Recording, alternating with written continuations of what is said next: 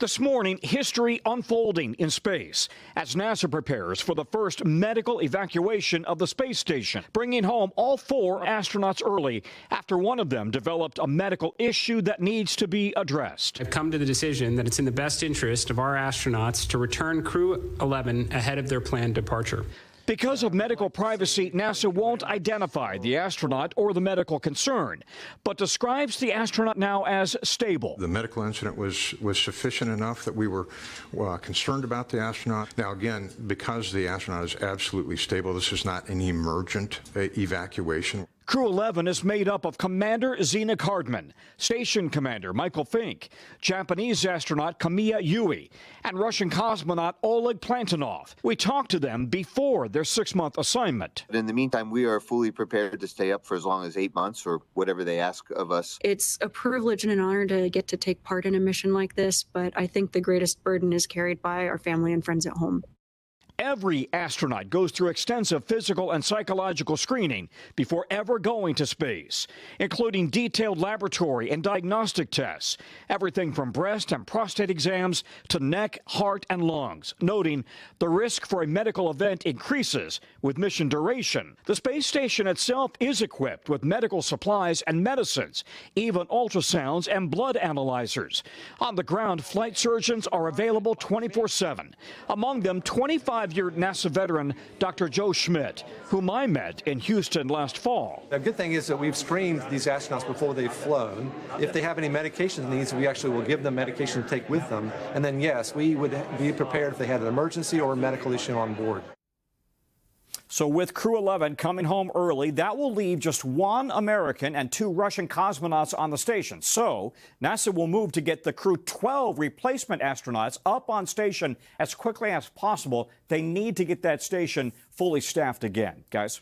Tom Costello for us there. Tom, thank you. Joining us now is former NASA astronaut Mike Massimino, who's logged more than 570 hours in space. Mike, good morning to you. As Tom just pointed out there, this is unprecedented. It's never happened. What are the protocols typically, Mike, when there is some sort of medical issue, some sort of medical problem in space? Well, typically, Greg, it's something that you can handle in space. As Tom said in his piece, there's lots of equipment, medications, plus you're in pretty much constant contact, if necessary, with the medical team on the ground. So it's usually things that you can treat if something comes up. If this is a real emergency, like a life-threatening thing or even like a severe health-threatening thing, they would be on the ground now because they're able to return very quickly. So I think that this is something that they said it's a stable situation and that they need to look into it a little bit deeper, and they can't do that on the space station, apparently.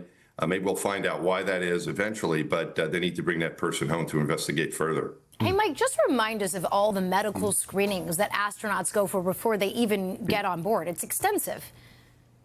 It's pretty extensive, Laura. Even before they pick you, a lot of the selection is the medical exam that lasts about a week total. And they look at your medical history, they probe everywhere. So there's a lot of evaluation before you even get selected as an astronaut. I was medically disqualified the first time I selected because I was trying to be selected. When I interviewed, I failed the eye exam and I had to do some training, some other things to get that overturned. So they do a big screening before you're even selected, and they're constantly looking at you before a flight, of course, and during the flight. So I'm not sure what this could be. I think this is some sort of anomalous situation that popped up. It doesn't sound like it's too serious, but serious enough that they want to take a closer look. Hey, Mike, it's Carson. Good morning. Have they ever thought about organizing these astronaut teams almost like they do special forces, where they have individual skill sets and there's more of an operations medic, a part of it, who's trained in more austere medical training? Well, Carson, there is a lot of medical training. Every astronaut now that goes to the space station gets kind of the equivalent of an EMT training, at least. They spend time in the emergency room. They learn how to suture people, take blood, do scans, diagnostic stuff, communicate well and clearly with the doctors on the ground. And some go even further, get a little extra training just in case something more serious arises. So there is a great deal of training. I think, you know what I think it is, Carson? I think it might be the equipment on board. This is kind of my guess. We don't want to guess and hypothesize, but it seemed like what they were insinuating is that the person's stable, but they don't have all the diagnostic equipment that you have in a hospital on the space station. I think that's where the limiting factor is.